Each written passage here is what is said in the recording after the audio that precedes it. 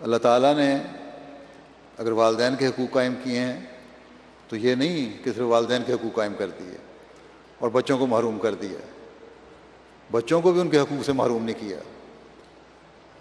چنانچہ اللہ تعالیٰ فرماتا ہے کہ وَلَا تَقْتُلُوا أَوْلَادَكُمْ وَلَا تَقْتُلُوا أَوْلَادَكُمْ مِنْ إِمْلَاقٍ نَحْنُ نَرْزُقُكُمْ وَإِيَّاهُمْ، کہ رزق کے خوف کی تنگی سے اپنی اولاد کو قتل نہ کرو، ہم تمہیں بھی رزق دیتے ہیں اور ان کو بھی۔ اور اولاد کا قتل کیا ہے؟ ان کی صحیح پرورش نہ کرنا، ان کی دیکھ بھال نہ کرنا،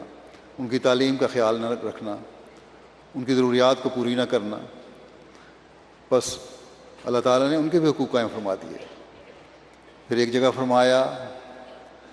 کہ وَلَا تَقْتُلُوا أَوْلَادَكُمْ خَشْيَةَ إِمْلَاقٍ نَحْنُ نَرْزُقُهُمْ وَإِيَّاكُمْ إِنَّ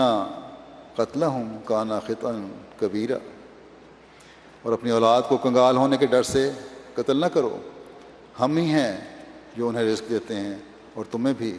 ان کو قتل کرنا یقیناً بہت بڑی خطا ہے۔ پھر اللہ تعالیٰ فرماتا ہے کہ والذین آمنوا واتبعتہم ذریتہم بإیمان الحقنا بہم ذریتہم وما علتناہم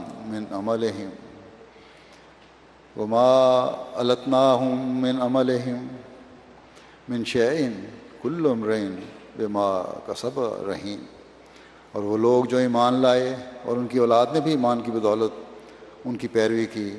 ان کے ساتھ ہم ان کی اولاد کو بھی ملا دیں گے، جبکہ ان کے عمل میں سے انہیں کچھ بھی کم نہیں دیں گے، ہر شخص اپنے کمائے ہوئے کا رہین ہے۔